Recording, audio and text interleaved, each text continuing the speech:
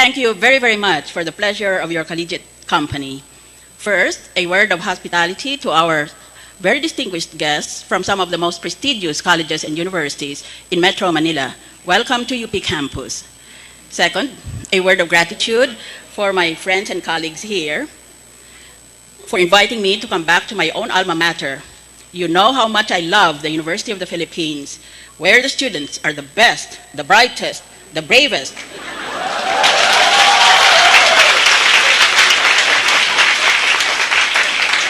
the most articulate, and the most prone to self-delusion.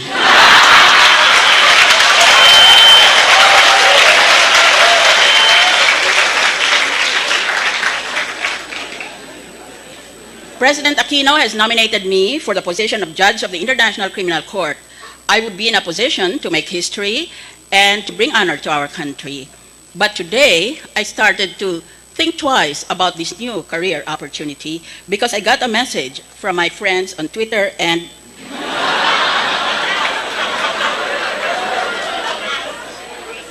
my friends from Twitter and Facebook.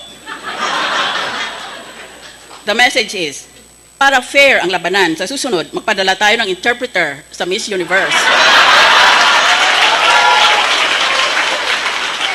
Ipadala natin si Senator Miriam Santiago.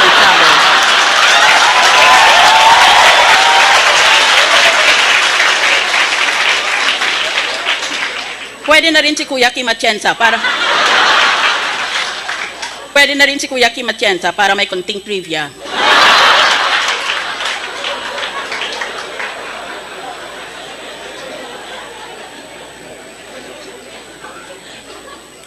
When I was a student here, I was a very, very committed student. I was very, very busy, not only trying to stay in honor roll, but also in many various extracurricular activities. For example, I was editor of the Philippine Collegian, and at the same time, I was co-sponsor of the UPROTC, not once, but twice. Which only shows that lightning can strike twice. I never had time to get picked up by any of the males in this campus. Because at that time, I was fully convinced that all males had the brains of an amoeba.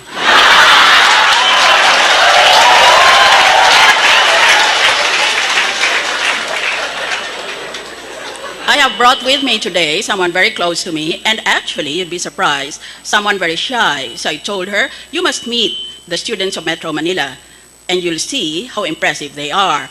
I want her to stand up so you can see her, Miss Hart Evangelista.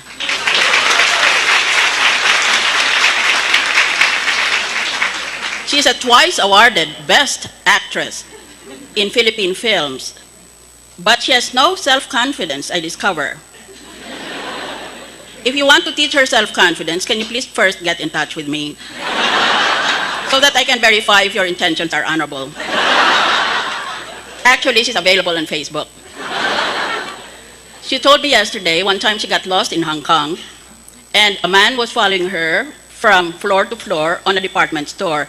She got very frightened and had an almost traumatic experience and burst into tears.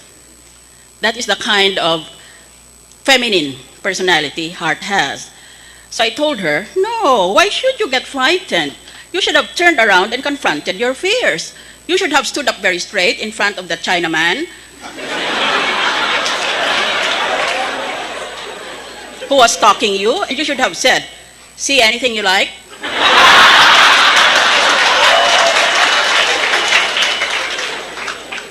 If you like anything, it's $50.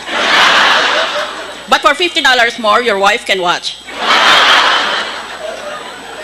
I think if you keep coming with me, Hart, you will get educated very soon. Anyway, I was a very, very committed student. I always woke up at 5 o'clock and then went to church. And then I devoted myself to study the entire day and the entire night, which was the opposite of what my dorm mates used to do. They devoted themselves to, let us call it, extra sexual activities. And then when exam week came, they all went to St. Jude, the patron saint of the impossible. I never got picked up by anybody, here in the Philippines or abroad. But now I know that there are certain pick-up lines that would prove irresistible to young people of this generation. For example, why don't you try the following?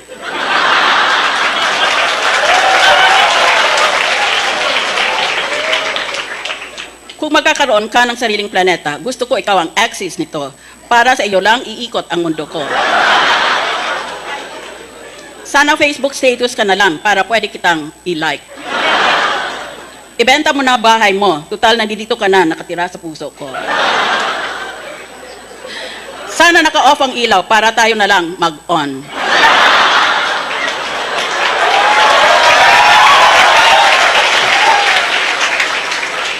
Never mind the lecture. I've been lecturer here for 10 years. And I don't see that I ever improved anybody's IQ. Noodles ka ba? Kasi lucky me. Ang bahay ko ay parang siso. Pag wala ka, down ako. Para kang hold-upper. Lahat ibibigay ko sa iyo. Huwag mo lang akong saktan.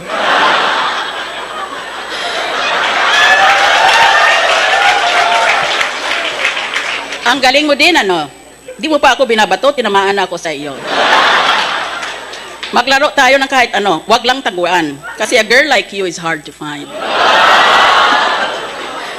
Sana exam mo na lang ako para sagutin mo din ako. Bastos ka rin, ano? Di ka man lang nagpapaalam, tuloy-tuloy kang pumasok sa puso ko.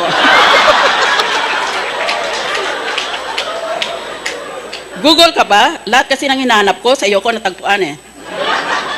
Hindi ko alam ang katapusan ng universe, pero alam ko ang simula, you and I.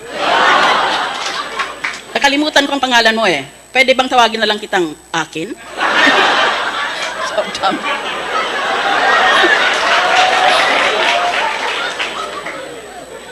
If my husband had ever tried any of these lines on me, I would have bashed his teeth in. Nakalunok ka ba ng pitis? Kasi pag umiti ka, may spark.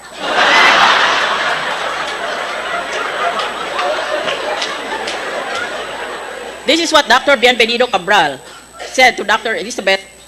Esperanza Cabral when they were both students in the UP College of Medicine. Sana ikaw ang cardiologist ko para ikaw mag-aalaga sa puso ko. Sana scientist ako para ikaw naman ang lab ko. Tindera ka ba ng Yossi? Kasi you give me hope.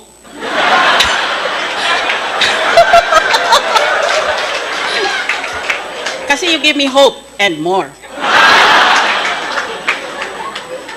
Para kang cactus, kasi handa akong masaktan, mayakap ka lang. Pag wala ka, ang buhay ko parang lapis na hindi pa natatasahan. Pointless. Alright, let's go to question and answer.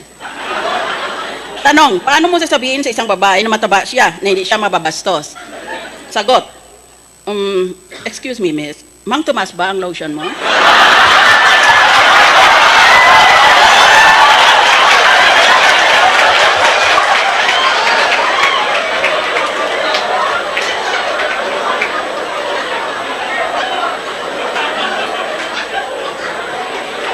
Guy 1, kumusta ang exam mo? Guy 2, puro blanco. Guy 1, patay. Guy 2, bakit? Guy 1, baka isipin nila nagkopyahan tayo.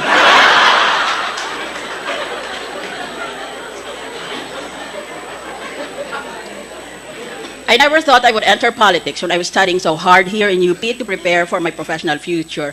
I always thought that I would someday be a rocket scientist or an astrophysicist or even a lion tamer, but I never wanted to enter politics. I was simply forced by circumstance, and I am afraid I was seduced by the young people of this country. Once I entered politics, it became natural, being a civil, God-fearing, law-abiding citizen, for me to lose my temper because politicians are,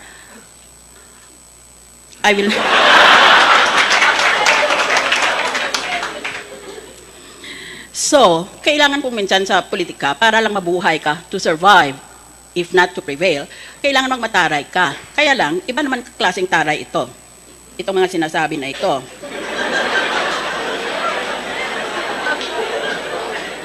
Hindi ko sinasabing maganda ako. Ang sinasabi ko lang, pangit ka.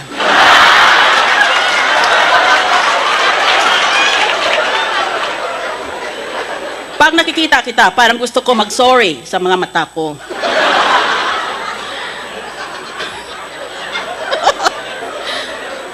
Wife, ibili mo akong bagong bra. Husband, huwag ka na mag-bra. Maliit naman boobs mo eh. Wife, bakit ikaw nagbi-brief?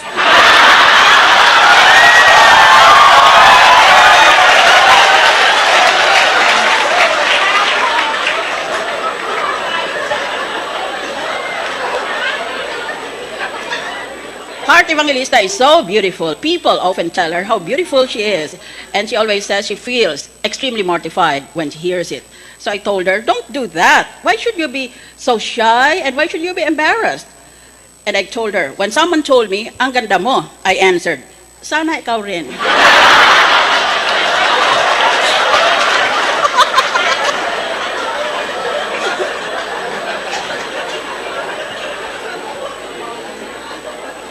At the swimming pool, classmate 1, I'm sure lulutang ka. Remember in UP, PE is swimming.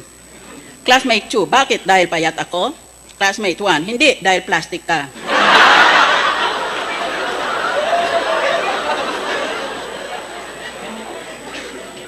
When the cashier at the grocery said, Miss, pwedeng candy na lang ang sukli ko sa iyo? I told her, bakit? Tsokolate bang binayad ko?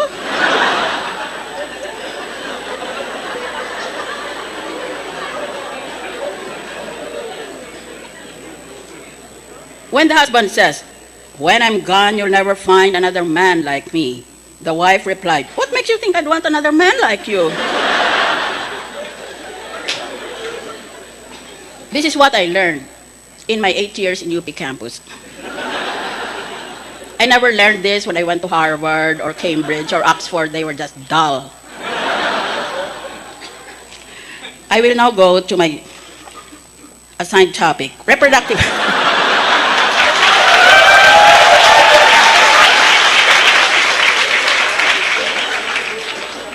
Reproductive rights as part of human rights. Our topic is the nature of reproductive rights as part of the greater sum of human rights. In legal terms, human rights form the totality of the freedoms, immunities, and benefits that, according to modern values, especially at an international level, all human beings should be able to claim as a matter of right in the society in which they live.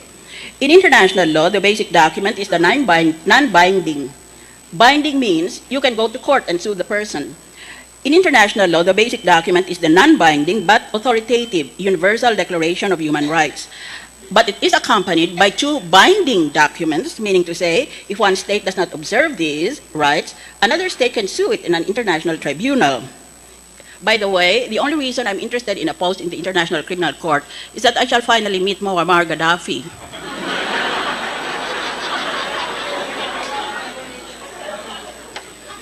I'm going to educate that man.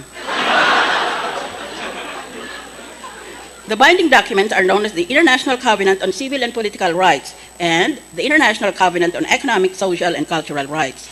In national or domestic law, that is to say Philippine law, not international law, the basic document is the Philippine Constitution, particularly Article 2 on Declaration of State Policies and Article 3 on the Bill of Rights.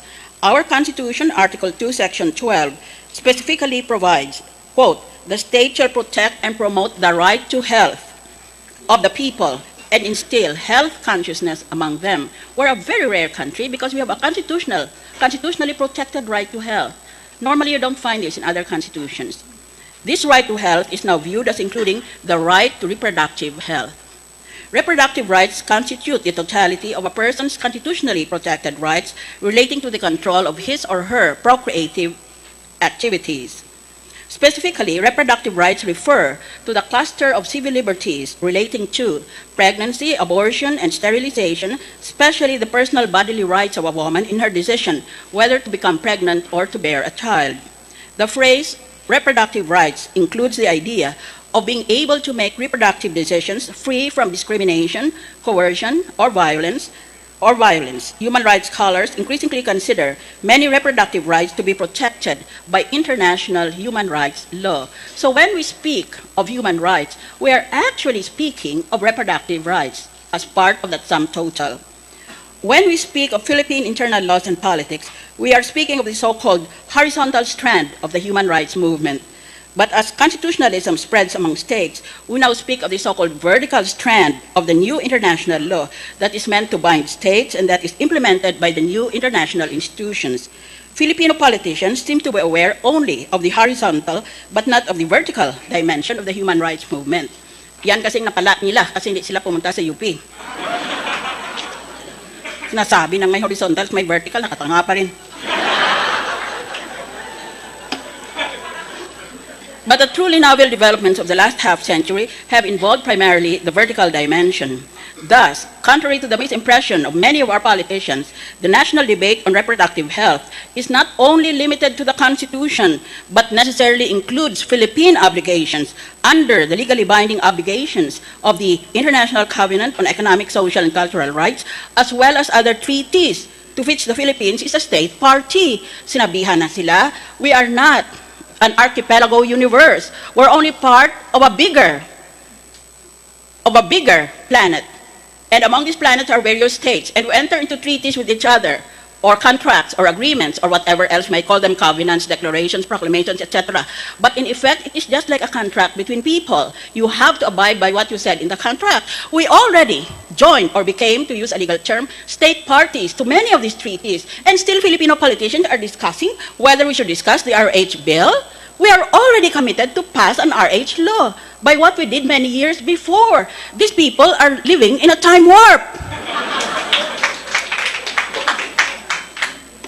Next time, I'm going to advocate genetically modified candidates for senator.